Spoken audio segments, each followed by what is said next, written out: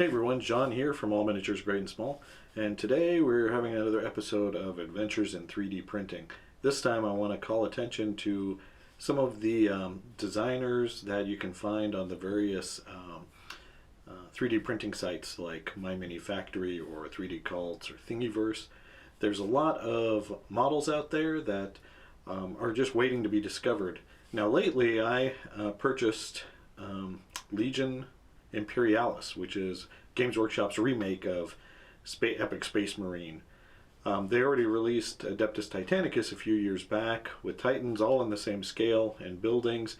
So there are several designers and modelers out there that have built models for games like that, which is really maybe 6 to 12 millimeter scale, whereas Warhammer 40K is 28 to 32 millimeter.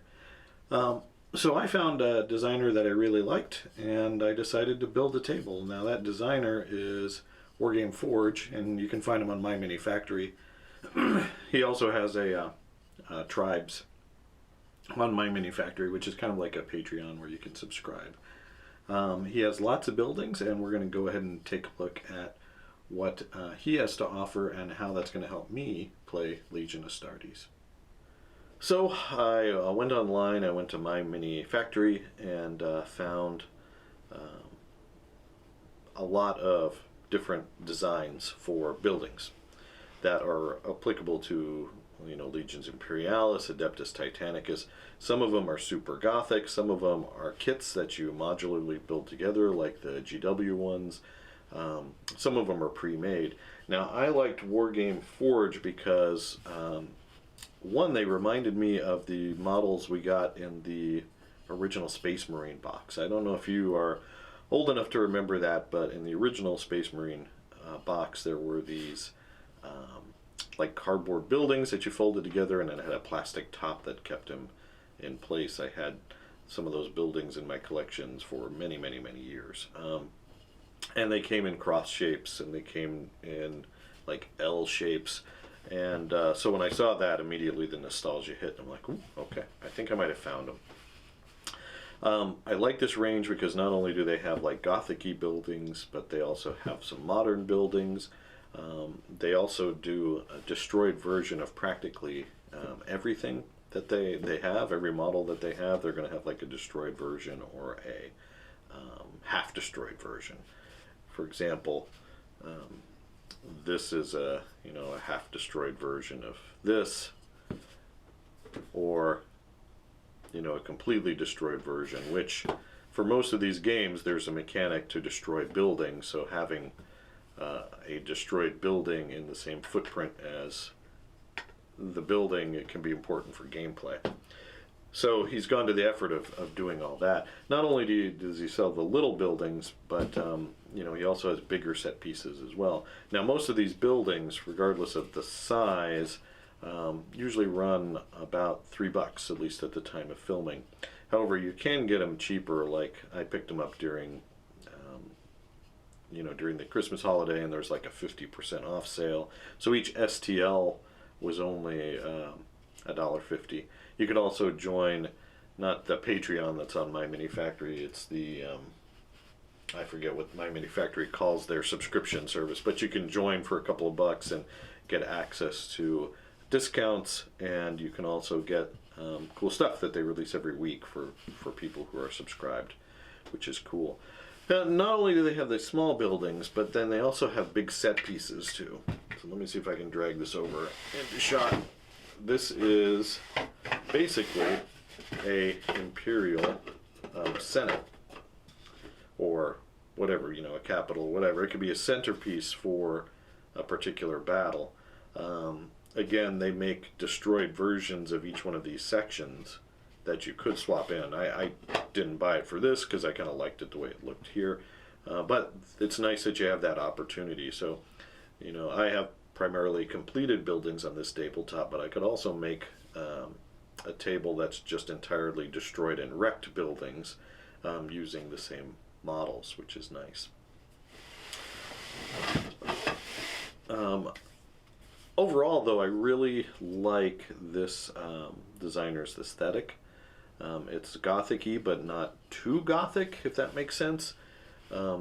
And that means that I could use this for BattleTech, or I could use this for Drop Zone Commander, and it's really not a big stretch. Something that's super duper gothic might be a little bit harder stretch to use in something like, BattleTech. The other cool thing they have is they do have toppers. So one thing I don't like about it, I guess I should talk about that first, is how plain the roofs are. They're just flat with no detail at all. But they do sell roof toppers, which go on the building just like that. They just sit right on there. They have some that have towers, some that are just by themselves.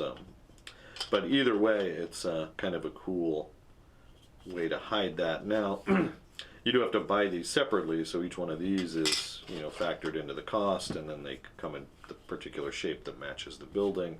So you don't have to have them. I picked up a few so I could have some variety on the tabletop, but I'm also going to have lots of buildings that don't have anything on the top. And for that, I think I'm coming up with a solution that's going to be the topic of a different video. But overall, Wargame Forge really hasn't let me down. Like I said, I printed these on my Bamboo Labs P1P, and individual buildings, they don't take that long, depending on the size. Might be a couple of hours, might be some of the bigger ones, might be 5 or 6 hours. But if you engage in a project like this, you're going to be spending a week or two dedicated to printing. I think I went through at least 4 or 6 spools of PLA. So, each spool runs $15–20. Still not a ton of money for a fully populated battlefield, but I mean, it's not, with 3D printing, it's not free. It's not like I'm pressing a button and getting these at no cost to myself. There is the cost of the STL files, the plastic, the PLA to print these, and so on. But it's much, much cheaper than the hundreds and hundreds of dollars you'd pay for, the Games Workshop models. And these ones you don't really have to assemble, which is, for me, it's nice. It's one less thing. I'm in the process of painting these, as you can kind of tell. Most of these, since they're so basic, they don't need a ton of extra work, but I did airbrush them. I did do them in a bunch of different colors. I still haven't decided how I wanted to do some of these toppers yet, but we'll figure that out as we go along. But overall, I just wanted to spend some time, shouting out to the community that Wargame Forge makes some really cool buildings. If you're looking for stuff for, Legion Imperialis, or any, I guess we could say 6 to 12 millimeter game, these are good. These are really nice models. They're inexpensive. So I just wanted to take some time to shout out to those creators that are in the space, that are kind of doing their own thing. Obviously, this is not infringing on Games Workshop's IP in any way. It's really awesome. So I like them. Go check them out. This is not a sponsored video by any stretch of the imagination. I just wanted to kind of share with you guys what I was doing and one of the projects. As far as the channel goes, just to give you an update, we will be playing some Legion Imperialis for fun. The group kind of bought into that game, which is kind of cool. I think everyone in the group bought into that game except maybe Sean.